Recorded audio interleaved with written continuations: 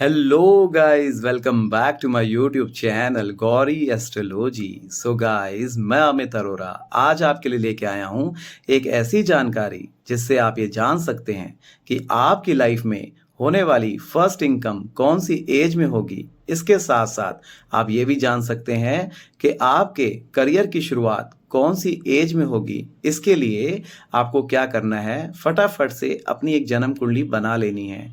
कुंडली बनाने के बाद आपने 4 बातें मुख्य रूप से नोट कर लेनी है। पहला ये कि आपकी जन्म कुंडली में शनि ग्रह कौन से भाव में विराजमान है।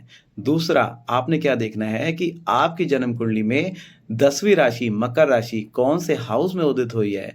तीसरा, आपने क्या देखना है कि आपकी कुंडली में 11वीं राशि कुंभ राशि कौन से हाउस में उदित हुई है। और चौथा, आपने क्या देखना है कि आपकी कुंडली का दशम भाव कहाँ पर स्थित है। तो दशम भाव के लिए मैं आपको बता दूं कि जहां पर भी आपकी पत्रिका में ल लिखा है या LA लिखा है, वो आपकी कुंडली का लग्न भाव है, यानी कि फर्स्ट हाउस है। तो उसको काउंट करते हुए, वहां से काउंटिंग स्टार्ट करते हुए आपने 10 घर आगे चलना है। जब आप 10 घर आगे पहुंच जाएंगे तो आपको मिल जाएगा आपकी जन्म कुंडली का दशम भाव।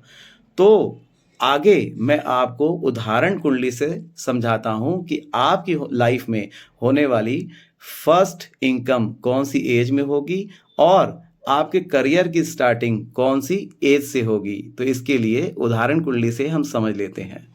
गाइज, आप जैसा कि स्क्रीन पर देख पा रहे हैं, ये वृषभ लगन की पत्रिका मैंने उदाहरण के लिए ली है। वृषभ लगन की पत्रिका ये किस प्रकार से बन जाती है, जैसे कि मैं आपको बता दूं कि कुंडली के जिस भी हाउस में LA लिखा है वो जन्म कुंडली का फर्स्ट हाउस होता है, यानी कि लग्न भाव होता है। और वहां पे 2 नंबर की राशि उदित होने का मतलब है कि ये जो जन्म कुंडली है ये वृषभ लगन की जन्म कुंडली है। और इसके साथ साथ अब हमने क्या देखना है कि शनि ग्रह कहाँ विराजित है। शनि ग्रह इस पत्रिका में छठे भाव में विराजित है। अगर हम लग्न भाव से काउंट करेंगे, शनि ग्रह तक जाएंगे, तो ये जन्म कुंडली का छठा भाव गिना जाएगा। और इसके साथ साथ हमने क्या देखना है कि मकर राशि कहाँ पर विराजित है। मकर राशि जो है वो जन्म कुंडली के 9th हाउस में उदित हुई है। और कुंभ राशि जो है वो जन्म कुंडली के दशम भाव में उदित हुई है। अब हमने क्या देखना है कि जो जन्म कुंडली का फर्स्ट हाउस है वो व्यक्ति की 0 to 1 ईयर्स की एज को दर्शाता है। इसी प्रकार जो कुंडली का सेकंड हाउस है वो व्यक्ति की 1 से 2 साल की एज को दर्शाता है। इसी क्रम में जब हम जन्म कुंडली के अंतिम भाव यानी कि कुंडली के 12वें भाव पे पहुंच जाते हैं, तो ये जो भाव है ये व्यक्ति की 11 से 12 साल की एज को दर्शाता है। और जब 12 साल की एज को क्रॉस करके व्यक्ति फर्स्ट हाउस में आएगा तो ये हाउस जो अगेन ये जो फर्स्ट हाउस है ये व्यक्ति की 12 से 13 साल की आयु को दर्शाएगा। इसके साथ साथ जब व्यक्ति आगे बढ़ेगा, सेकंड हाउस में आएगा, तो ये जो हाउस है ये व्यक्ति की 13 से 14 साल की एज को दर्शाता है। तो मैं आपको बता दूं कि कोई भी व्यक्ति 12 साल से पहले इनकम नहीं करता। 12 साल के बाद जब वो 13, 14 या 15 साल की एज में पहुंचता है तब व्यक्ति को पहली इनकम हो सकती है। तो इसके लिए इनकम देखने के लिए जब हम 13 साल की एज में यानी कि जन्म कुंडली के फर्स्ट हाउस में पहुंच जाते हैं, तो वहां से जब हम देखते हैं कि अब हमें क्या चाहिए, अब हमें चाहिए या तो शनि ग्रह हमें दिख जाए आगे के हाउसेस में, या फिर मकर राशि दिख जाए, या फिर जन्म कुंडली का दशम भाव पड़ जाए।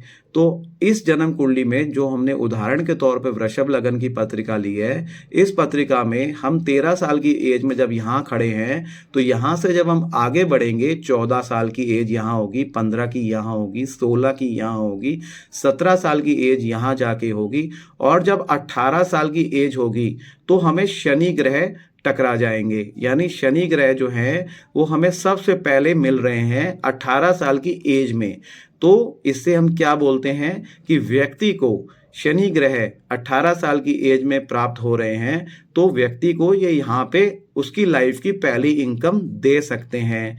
इसके साथ साथ जब ये व्यक्ति आगे बढ़ेगा, सप्तम भाव में पहुंचेगा, जन्म कुंडली के 7th हाउस में पहुंचेगा, तो इस व्यक्ति की एज 18 साल से 19 साल की होगी।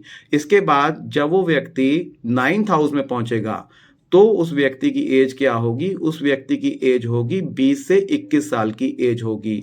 तो यहाँ पर पहुंचने पर हमें जन्म कुंडली में शनि ग्रह के बाद हमें क्या देखना है कि मकर राशि हमें यहाँ पे मिल गई है। मकर राशि जैसे ही हमें यहाँ पे मिली तो व्यक्ति को दोबारा से यहाँ पर इनकम के सोर्स बनेंगे और उसको सेकंड इनकम यहाँ पर शुरू हो जाएगी।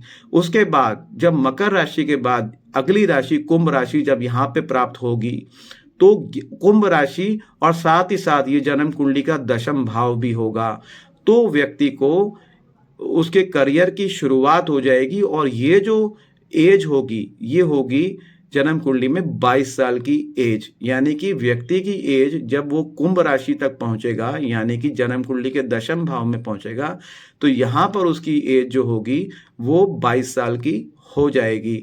और यहाँ पे 23, यहाँ पे 24, तो जो 22 साल की एज में कुंभ राशि हमें मिली है यहाँ से व्यक्ति का करियर स्टार्ट होगा, क्योंकि ये जन्म कुंडली का दशम भाव भी है। दशम भाव करियर का होता है, प्रोफेशन का होता है।